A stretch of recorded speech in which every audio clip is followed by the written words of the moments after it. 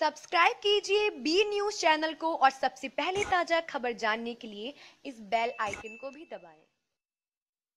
नमस्कार, मैं हूं ब्रजेश कुमार सिंह और आप देख रहे हैं बी न्यूज़। सलेमपुर लोकसभा क्षेत्र से भाजपा प्रत्याशी सांसद रविंदर कुशवाहा देवरिया लोकसभा क्षेत्र के कांग्रेस प्रत्याशी नियाज अहमद आदर्श चुनाव आचार संहिता के उल्लंघन के मामले में फंस गए हैं।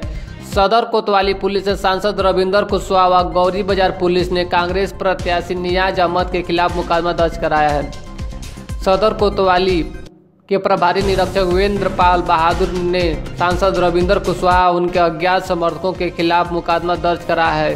सांसद पर अनुमान से अधिक वाहन का काफिला लेकर चलने से जाम लगाने से आगमन ठप होने का आरोप लगाया। प्रभारी निरीक्षक वीरेंद्र बहादुर पाल ने बताया कि सुभाष चौक पर वह अपने हमराही सिपाहियों के साथ चल रहे थे। उसी समय सलेमपुर से सांसद रविंदर कुशवाहा अपने समर्थकों के साथ अनुमान से अधिक वाहन का काफिला लेकर गए। इसके चलते सुभाष चौक पर जाम लग गया और आगमन ठप हो गया। यह कृत्य चुनाव आचार संहिता के उल्लंघन है। इंद्रपुर सांसद के अनुसार देवरिया लोकसभा क्षेत्र के कांग्रेस प्रत्याशी नियाज अहमद शनिवार को वाहन के काफिले के साथ गौरी बाजार क्षेत्र में जनसंपर्क कार्यालय के लिए निकले थे।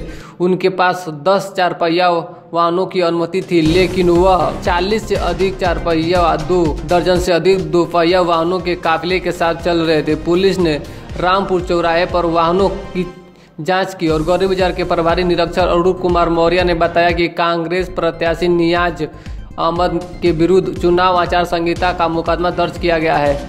एसडीएम सदर डॉक्टर दिनेश मिश्रा ने बताया कि दोनों प्रत्याशियों ने चुनाव आचार संहिता का उल्लंघन किया। इसके चलते मुकदमा दर्ज कर निर्देश जारी कर दिया गया है।